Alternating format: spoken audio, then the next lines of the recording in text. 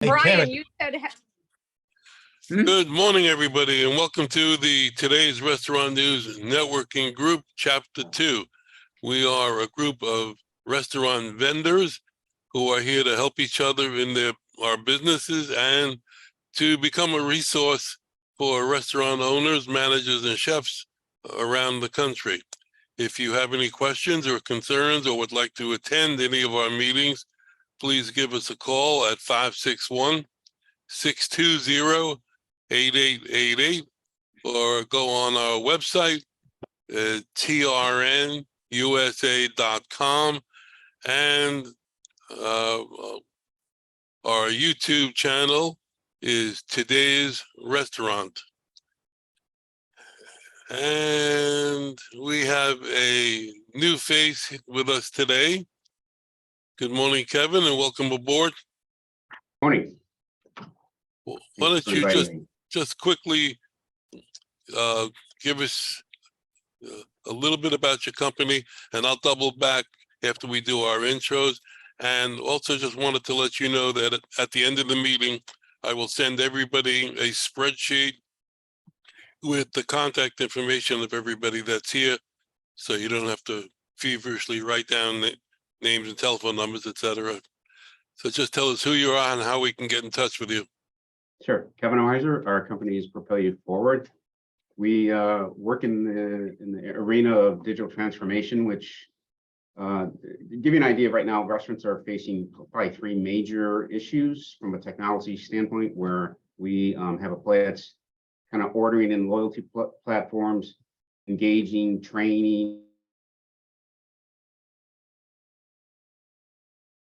customer experience.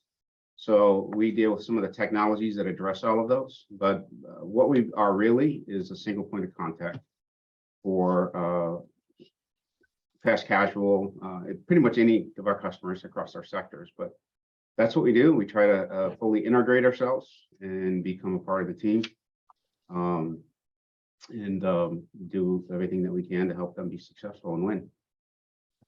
Okay, thank you. Welcome.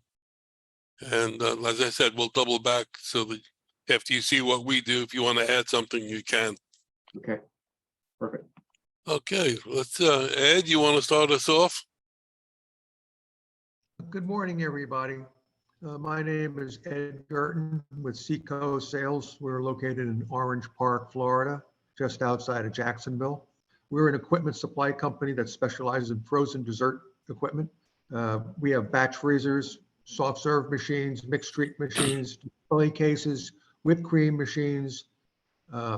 We represent Carpigiani, BGI, ISA, and some other Spanish companies in the food and beverage industry.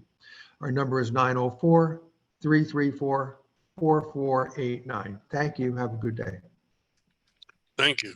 I forgot to ask you a question, all of you a question. Do you think that this meeting would be better? Well, do you think this meeting would have a chance at 8 a.m. rather than 9 a.m.? No. Is that a possibility? No, Ed, anybody else? no. How about 10? Okay. I would do it, but it's a hard end at 11. We don't have a bunch of early risers, I see. Okay. Never mind. Except for me, because I always have to be here an hour early. Right. Yeah. Okay. Never mind. Sorry. Never mind. Sorry I brought it up. There are always exceptions, Rick. So Chris, I guess it's 6 o'clock your time, right? Yeah. They just probably serve breakfast here at Alcatraz. So man, I tell you, for Alcatraz, you got the best view for all the prisoners, dude. Well, I have connections. Gavin Newsom is a close personal friend of. All right, moving on. Chris, one thing, Chris, you gotta take your name off the screen and put your number in. Everybody else has your number. Well, that's like All right. Let's move on to inmate Yeah. number 43064, Chris Kaufman. Yes, 43064, but number one in your heart. All right. Aw. Chris Kaufman, Restaurant All-Stars. We primarily work on behalf of restaurant companies to increase the human capital of their company.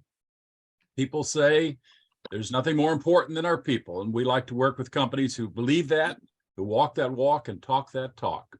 Chris Kaufman, Restaurant All-Stars, conveniently reached at 404 All-Star, 404-255-7827. Come back to see us. If I can get past the guard. He sounds like Cal Worthington Dodge in California. It's hilarious. All right, Brian, good morning.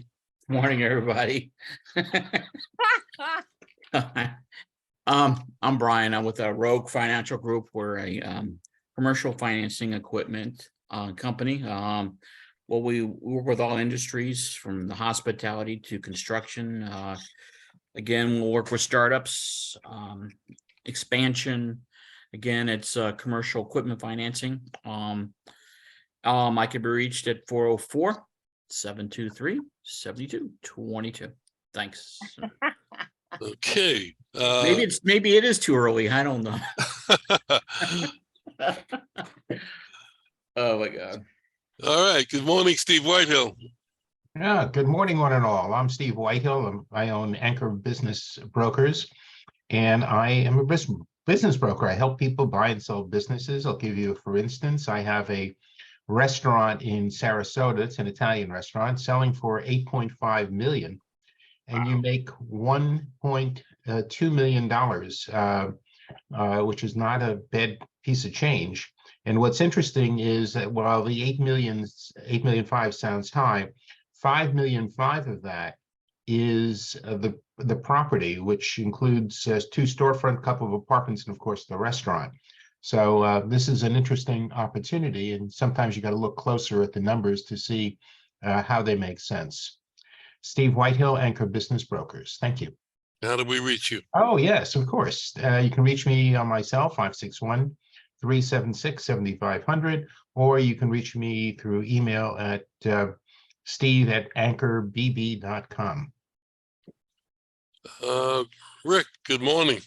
Hey, good morning, everybody, from the beautiful sunrise city of Huntsville, Alabama, home of the Rocket City, and everything you see go up in space starts here. I am the principal owner of Affiliated Health Insurers. We are an independent brokerage firm that helps individuals who need assistance with the ACA, group plans, and also helping retirees coming off group plans going into the Medicare realm. I am licensed in 5 states, which would include Alabama, Florida, Tennessee, Georgia, and South Carolina. I can be reached at 256-448-8705 or Rick Bama Insurance@gmail.com. Great to be here this morning for Friday. Hey, thank you. Joe Cregan, good morning. Good morning, everyone. Joe Cregan with Card Payment Services here just outside Fort Lauderdale in Davie, Florida. We are a reseller for Clover and Adelo POS systems, as well as Fiserv payment processing. We support about 700, close to 800 restaurants. Was over 1,000 before COVID, but now we're about 800 locations, mostly in Florida, who are 2 or 3 direct reps in Florida and 75 independent agents across the country. And my website is www.cardpaymentservices.net, and the office number is 954-635-5044. Thank you. Thank you. Terry, good morning. Good morning. First question I wanted to ask, and it's a crazy one, but Steve, did you get a sunburn? No, Oh, okay. You I look like you sometimes did. have, I guess you would call it flushes. I don't know. I turn red easily. Oh, you look like you have a sunburn. I thought And maybe not you by got- embarrassment. No, I just wanted you to know it was No, it's that fine. Yes. It's color and it looks good on you. Oh, well, Anyways. thank you. I'll take it. Thank you. Joe, I just sent you an email about that. Okay, The thanks. question, I am Terry for the new gentleman here, Kevin. I handle the office and the restaurant lead reports, which seem to be getting more and more and more important day by day. We had in February about 80 brand new leads in Florida, which I think is probably the most we've had in a long time. So what we do is by the 9th, 10th, 11th, 12th now of the month, we get you a spreadsheet in an Excel format that will tell you what is opening where in Florida from the Panhandle down to Key West. It will also tell you who the owner is, the email, the phone number, the address, sometimes square footage, because I got a guy opening a 40,000 square foot facility, brand new. This just happened today. Well, no, yesterday. But, and we will also give you the time frame. And you can take each one of those, you can like sort them any way you want, by zip code, by city, however you want. If you're not interested in what just opened, that is above the red line. Take the emails, discard the rest. Everything else is under the red line.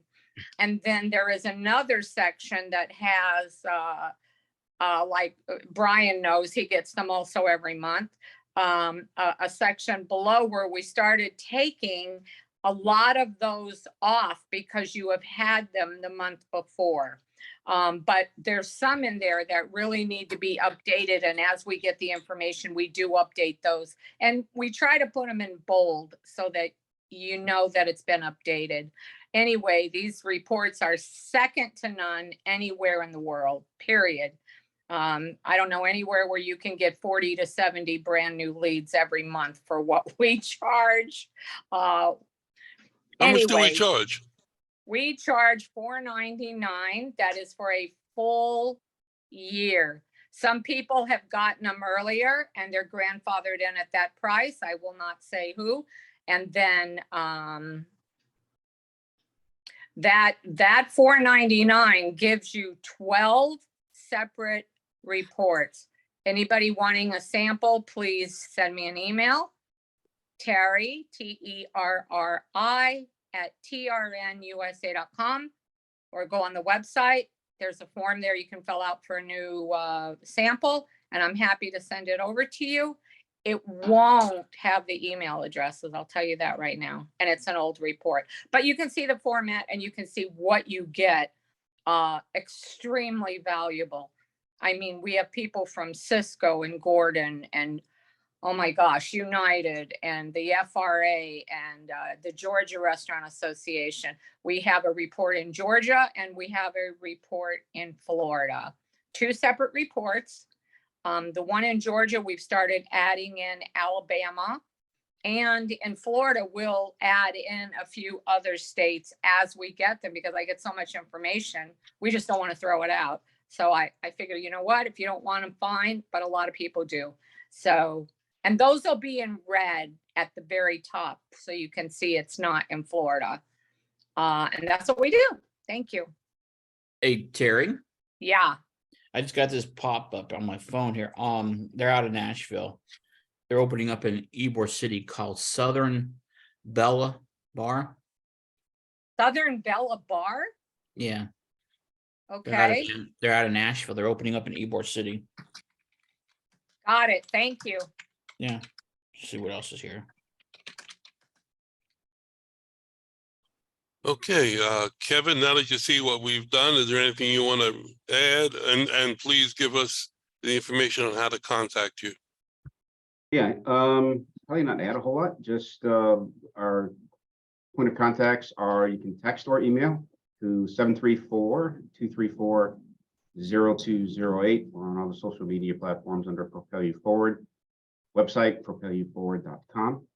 And again, primarily what we're helping restaurants do is manage technology from infrastructure all the way through, applications, anything to help drive costs down, drive revenues to the door, improve customer experience, protect your business against cyber threats, which is probably to be at first and foremost on just about anybody's radar screen right now because it's pretty intense. So again, thanks for the invite and look forward to working with you guys. Okay, Great. thank you and welcome. I'm Howard Appel. I'm the founder and publisher of today's Restaurant News. We started in 1996 as a printed publication, and in 2018, we changed over to an all digital publication, and we added additional services to our newspaper advertising. The newspaper appears on our website, and we now offer email blast marketing on behalf of clients to restaurants, not for restaurants. And we also do video e-blast marketing. And as Terry mentioned, the restaurant leads report and our networking groups. So we are more than just a newspaper. We sort of become a little mini marketing company. Anybody want to add anything else to what's already been said? Okay. I'd like to add, I would like to ask Kevin a question. Kevin, have you heard anything about the cybersecurity risk on the Apple iPads and iPhones? I haven't, but my CTO definitely would. Okay. And I'm sure we have, because we have customers that have those devices in their stores and even personal uses that we take care of for mostly some of the restaurant owners. Okay, thank you. Yeah. I just wanted to, here in this group, we have spoken about so many different issues since COVID, relating to labor shortages and supply chain issues, et cetera, et cetera. And, when you talk about it, it's just talk. But when you come face to face with it, it's a whole different item. And we don't today's restaurant, we don't supply a product that, that you're getting from overseas. But over this past few days, I just want to relate a couple of incidents that happened to us. And it's like I said before, this is not a complaining session. This hopefully will be used as information and awareness for the restaurants out there. On Valentine's Day, we decided for the first time to go to dinner with a couple of friends, which we never do on a holiday because it's always known that when you go out on a holiday, you're not getting the best service. You're not getting. There's a whole bunch of negatives for doing it. Anyhow, we went to an Italian restaurant. I'm not mentioning names. We went to a restaurant and we had a 6:15 reservation. And this is not a fine dining restaurant. This is one step up from the neighborhood Italian joint. And we didn't leave until almost 9:30.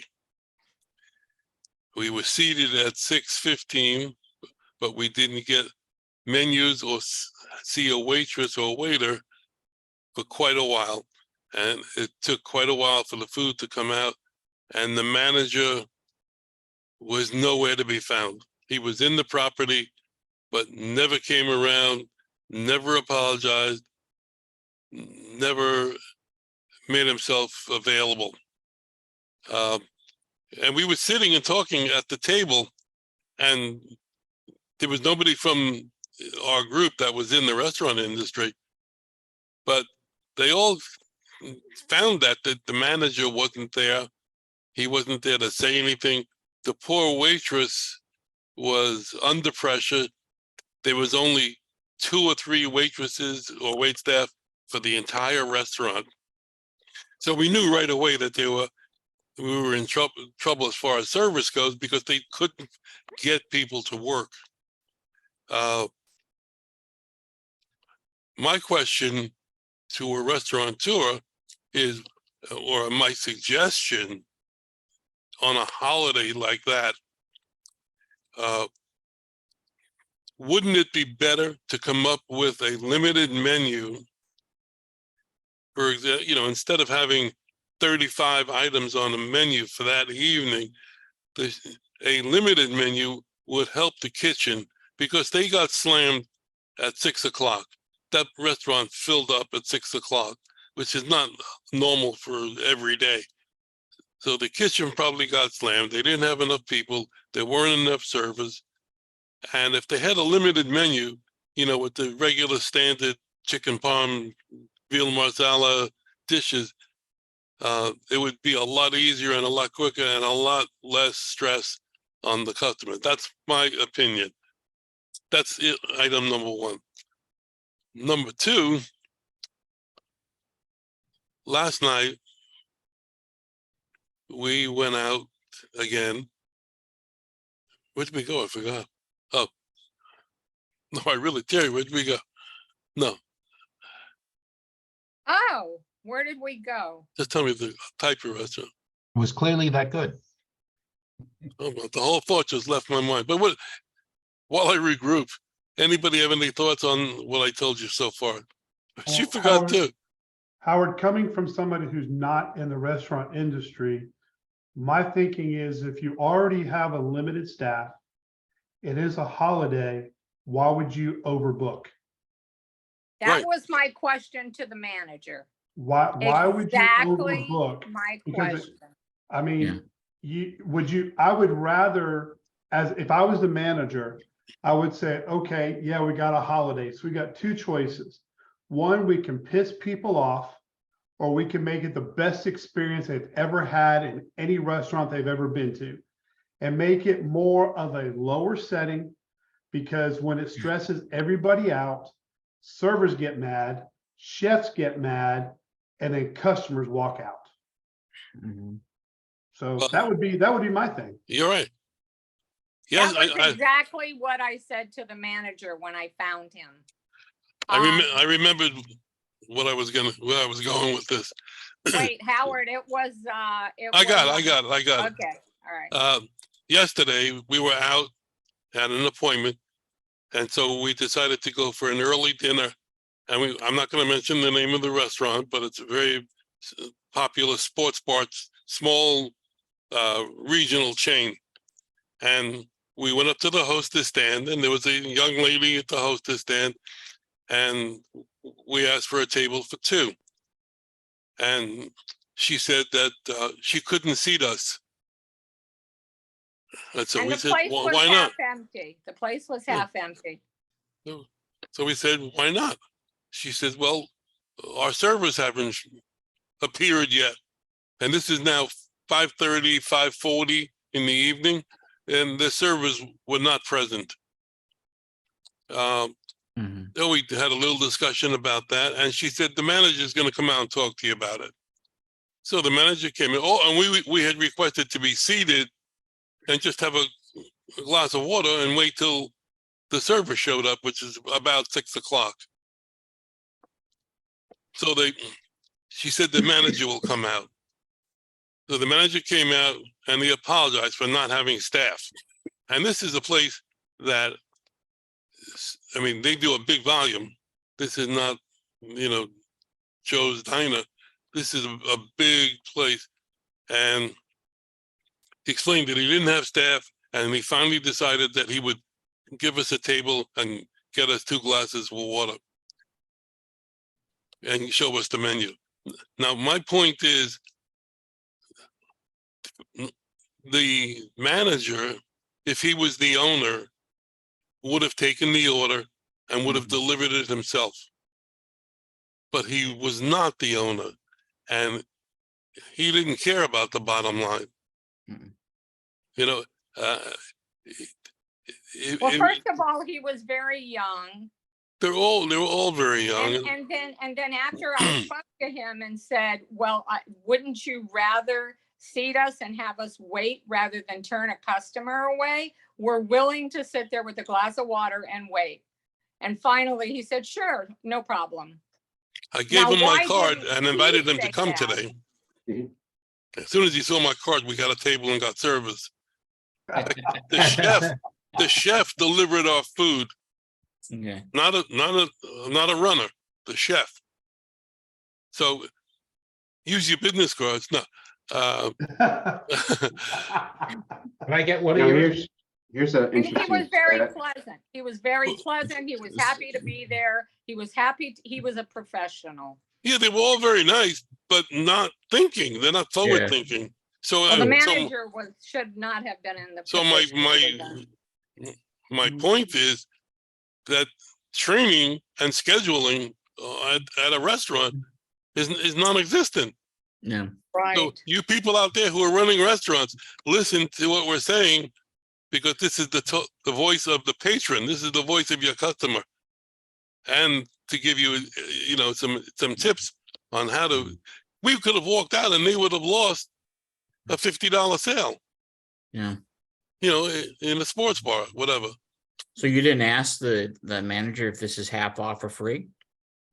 We were happy to get a full meal. No, but you real quick, I want to jump in here real quick. You're talking about staffing in restaurants. I don't know. I know in the area where I'm at where there's Cracker Barrels. Okay, I don't know if they're in I know they're in Florida, but I don't know. Oh, yeah, they're in Florida. Today's Friday but fish. I fry. guess the 2 or 3 right around where you're at, because of staffing, it hasn't changed yet. They open up at 7 and they close at 5. Still, So, Wow. That's happening here too. We've got a Cracker Barrel here yeah, in Madison, Alabama is doing the same thing, opening at 7, Yeah. but they're keeping the gift store open. yes. They're only shutting down the restaurant. But yeah, that's what happened. That happened about a month or so ago. They said, oh yeah, well, you can come in and shop and go to the gift shop, but we're not going to serve you. I was like, okay, great. Now, Well, here's Oh a my stat God. that these restaurants are facing. This is from the Bureau of Labor Statistics. From March 2021 to March 2022, 897,000 people left the restaurant and accommodation sector. So it's just a huge issue. And that's why Fast Casual had an interesting article on technology addressing this very issue and how they're moving to AI and creating using technology, creating ways to address ordering, speed of service, the whole customer experience. So it's being embraced by out of force, right? Not necessarily like they're looking at it as a means of like, how can I improve my business? They're out there scrambling, trying to figure out, how do I solve this problem? How can I, we all saw, Taco Bell was paying $500 bonuses. Some of these guys were paying $1,500 and $2,000 bonuses in the fast casual sector. So yeah, I don't think this is going away anytime soon. But the interesting thing is, we all see it. I mean, there are fast casual restaurants opening left and right. Everywhere I travel, I see them. So they're still going forward. People are still spending money, but yeah, it's a big issue that needs help. Yeah. well, that you're 100% right. And the whole purpose of me telling you about what happened is I've got a press release this week, and Chris, this is going to fall right in your lap. The headline that was on the press release is "Young Workers Prioritize Job Security, Satisfaction, and a Positive Work Environment when Making Employment Decisions." Do you find that right now? I think the work environment is number one in terms of expectations. That what comes back to me is, tell me about the expectations, and then tell me also where it can lead. And there's, there's so many things that have changed, but I think one constant in terms of attracting the best and the brightest is similar to the Chick-fil-A model.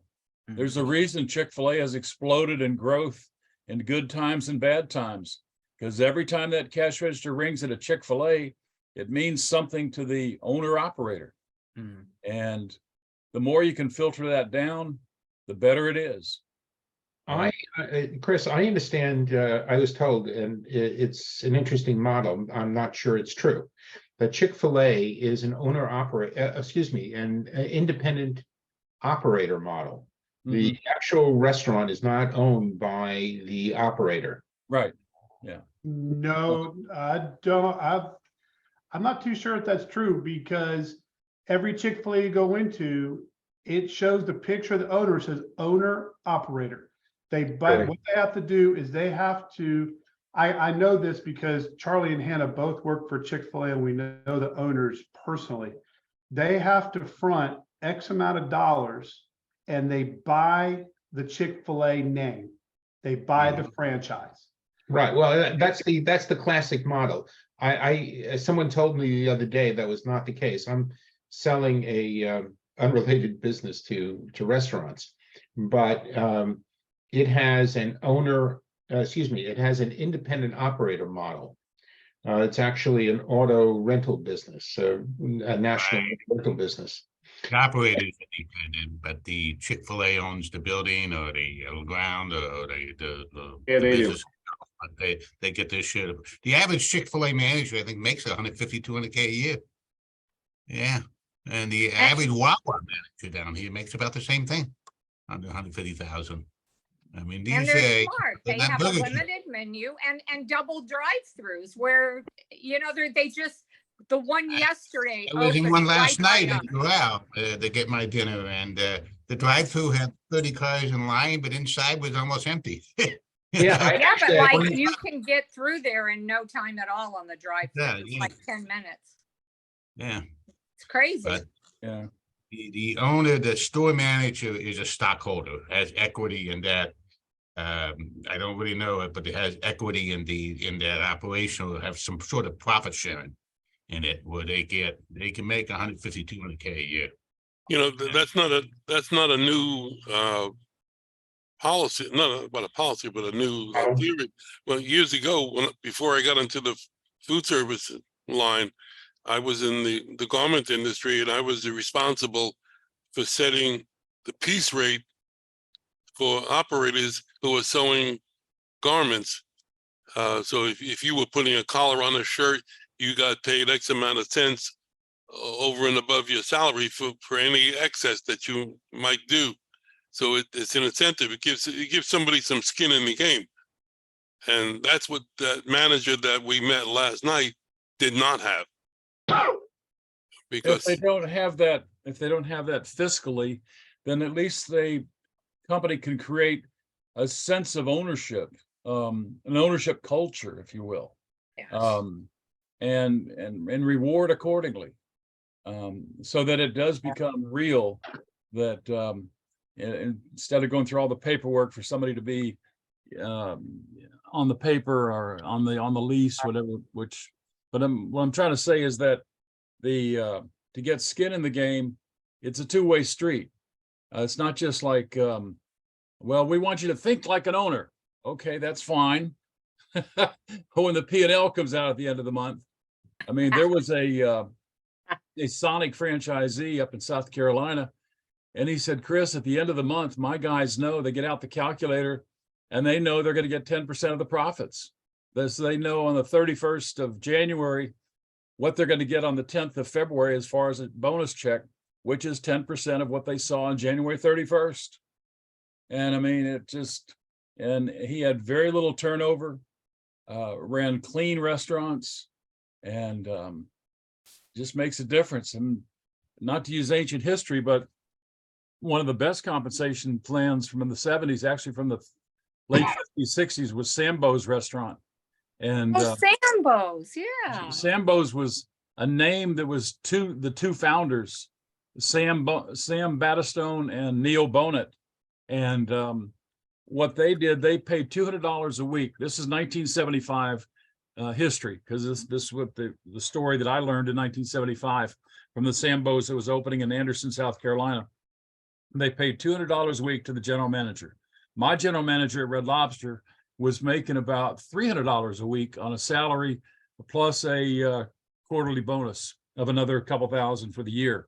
The Sambo's guy was making $200 a week, but he got 20% of the profits of his restaurant for putting in $20,000 to Sambo's, and he could get 5% of the profits of 4 other Sambo's by putting in $5,000 at each one of the other 4 Sambo's. So he said, Chris, we got Sambo's managers making over $50,000. This is 1975. Okay. Lot. And he said, if there's, and I got 5% of the profits of the guy in Greenville, South Carolina. So if he needs pancake mix at 2 a.m, I'm hopping out of bed and I'm running up to Greenville with some pancake mix because I'm getting a percentage of those profits. And they got in trouble with the Securities and Exchange Commission, came in and said the $20,000 that general manager gave you, Sambo's, you're going to have to record that as income. And Sambo said no, because if he leaves, we got to give it back. So it's a deposit. It's not income. Unfortunately, the government won the case, and that was the end of Sambo's. And eventually, Denny's took a lot of their locations, but but they did get up to almost 1,000 locations as Sambo's.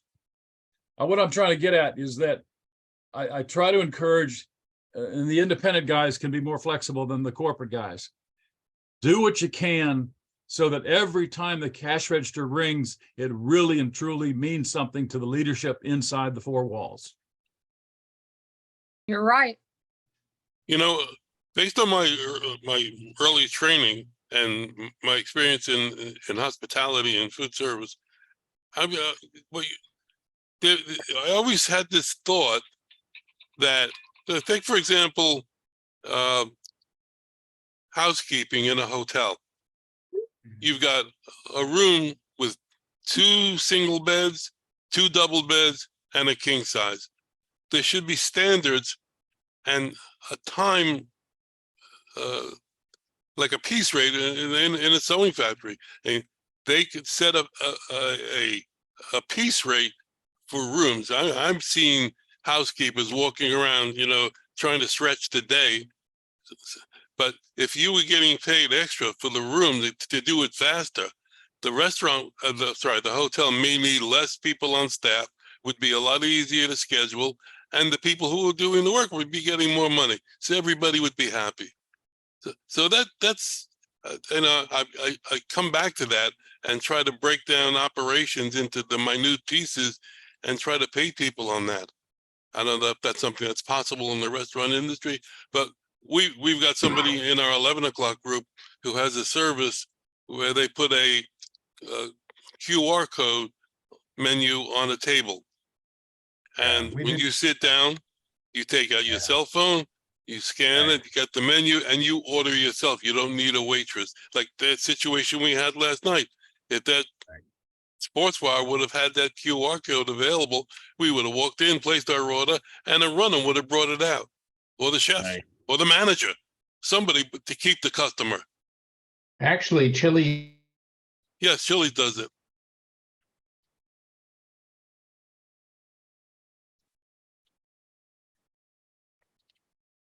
Order extra. It's an upsell. It has the desserts and the photos. And a lot of people, they use that for upselling. And it's wonderful.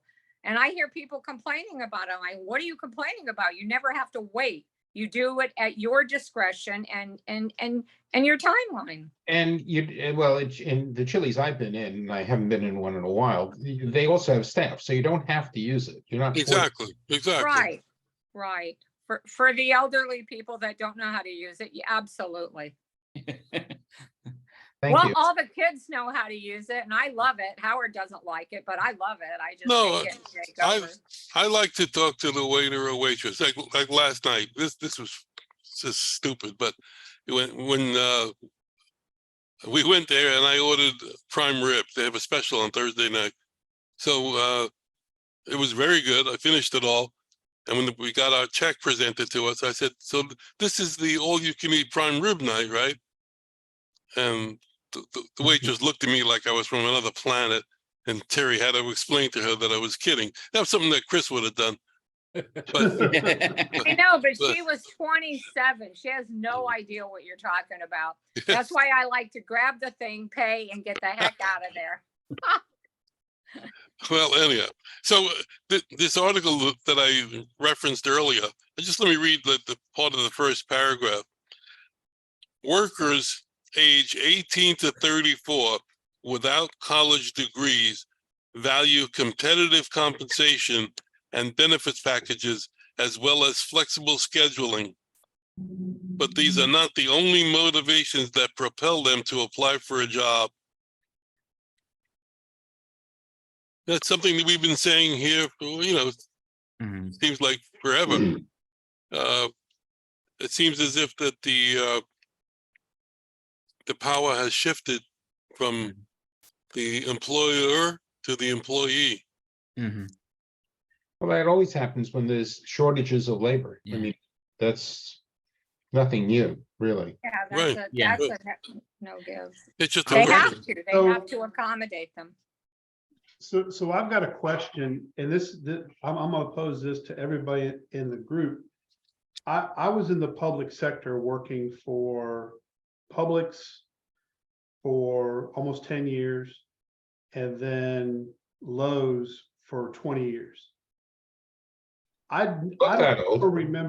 ever remember seeing anything like this before, unless I was just completely blind where they can't find. You're not old enough. It was true in the back in the late 60s into the 70s. Right. Why? Because of the Korean War? I'm not sure why. I know why. Because baby boomers were coming of age, and there was a big demand, and there was essentially no help. Right. So it was the baby boomers buying stuff.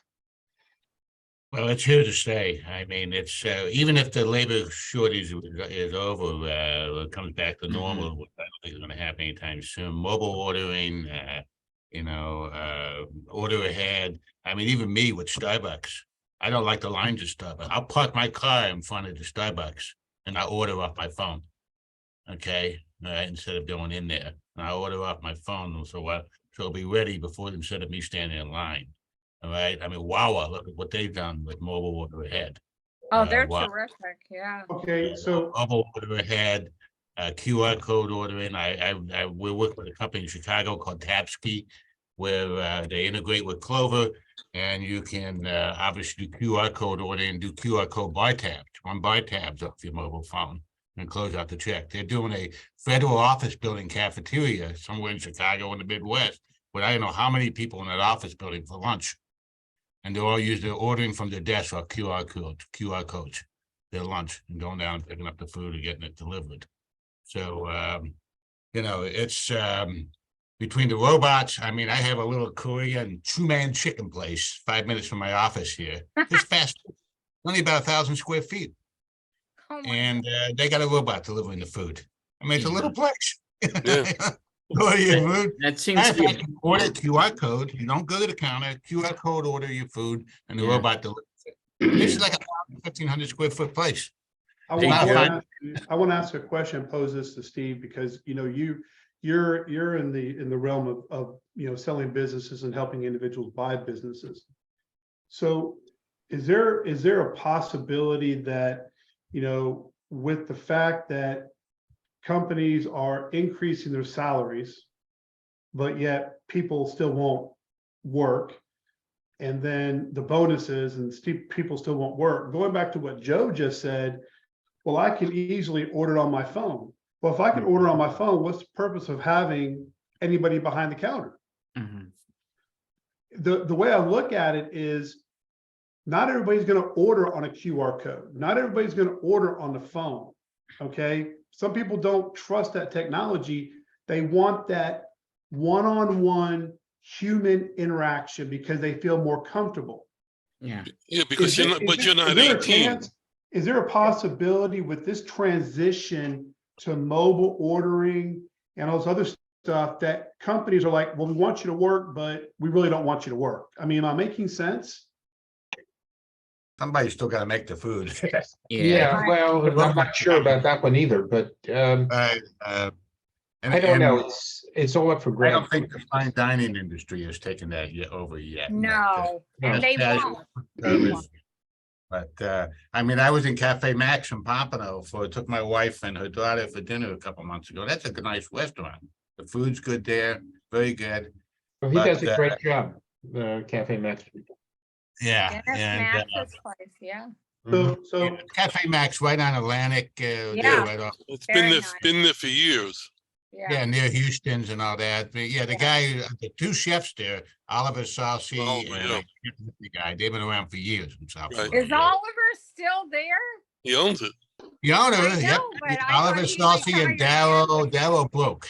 But anyway, this was a Yeah. Thursday night. They were fairly busy. They had one server, maybe one server there. And the service was good, maybe two. But this is for 2 or 3 people, $250 average tickets. You imagine what she's making? And tips. Yeah. And Well, that's the whole point. If the staff is making money, they're not going Yeah. to leave. no. They're going to I gotta protect their jobs. Like in New York, a Yeah. waiter at Katz's Deli, well, that was a career. Yeah. But it's you just have Rick, to your have the right question. staff. You have to Mhm. have a very well-trained, elegant staff for a place like that. You're not gonna get Oh, yeah. somebody off And- the and street. right, it was very But it's a good. professional Yeah. job per se. Yes, yes. Right. Yeah, Kevin, Um, what were you going to say? I was just gonna, I mean, so the whole automation thing has been in the works in the fast casual sector. Even before McDonald's did a study, their average drive-through was 3 minutes. They thought that was too long. So here you have this huge push from society that wants everything yesterday. So their push was to get it to a minute, right? So, I mean, at some point in time, you reach that point where it's just, the weight that puts on your staff is tremendous. The expectation you build in your customer is almost not able to be met. But COVID took technology in the restaurant sector to a way we do business. Before, when we would talk to somebody, it was like, hey, here's how we can help you reduce labor costs. Here's how technology is going to do it. Now it's a necessity, simply based on everything you guys are talking about. Hiring good people, hiring people who are going to stay. Even in our sector, we have people who are, because of shortage demand, especially if you're a cybersecurity expert, the average stay for somebody is between 8 months and 14 months because they're being lured away. And the same thing is kind of happening in the restaurant sector, because these people know that they can go across the street and get $2 more an hour, and then they can go across the street, right? So it's not just pay, it's creating, and this is how we try to help. And this is happening across the board. How do we take our employees and express value to them? Value their input. You give them the ability to exercise their intellect. And a classic example is Southwest Airlines. They told their people that there's only 3 things you can't do, right, to make the customer happy. But anything else you can do. Ritz-Carlton told their employees, look, you can spend up to $1,000 in order to make this customer happy. Classic example there. TV didn't work, so the guy went out, the manager bought $1,000 TV and they put it in his room. So, there is transformation happening at every level. And the other thing is, you can't be an absentee owner, especially right now in the restaurant business, right? Yeah. Some of these guys who've been doing it, they had a profitable business. Now they have a comfortable lifestyle, but they have to be engaged. It's going to be difficult to have a longevity if you're an absentee owner, right? And so it's a re-engagement that they just got to be ready to do. So That's the number one factor. yeah. So real quick, that what Kevin was talking about. So, and Terry was talking about all these restaurants are opening up. How many make it? How many don't? Like, are owners on premise all the time, or are they absentee owners? It's and we're in a time where, again, also Chris, he recruits for restaurants. are they quality people?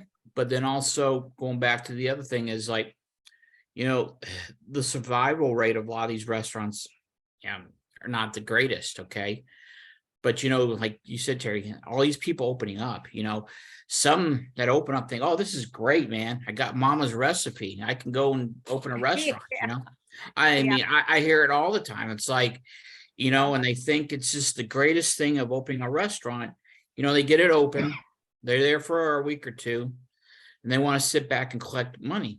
But in today's world, you know, especially on a small or an individual, different than a corporate or big operation, you know, you have to be there. And if you're not there to wait or be an owner or a good manager that greets the table and asks things, I mean, it's just amazing how many people fail, you know, in Atlanta. I mean, it's like it used to be for every 8 that closed, there was 10 behind opening up. And, you know, and then we talk about labor, we talk about the young people that rather stay at home, maybe play on a game, and somehow they make money. I don't know what they do. I wish I could do that, stay home and play a game and figure out a way to make money, but I can't, you know. It's called ask your parents.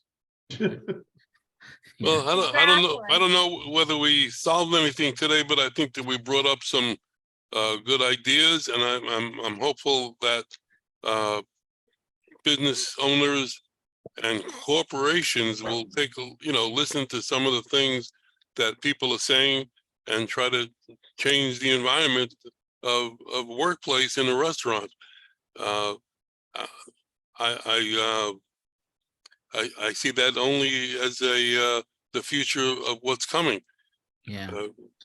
With technology, etc. Anyhow, thank you all for coming this morning. Thank you for the conversation, and have a great weekend. And we hope to see you back next week. Kevin, thank you for coming, and you hopefully we'll see you again next week.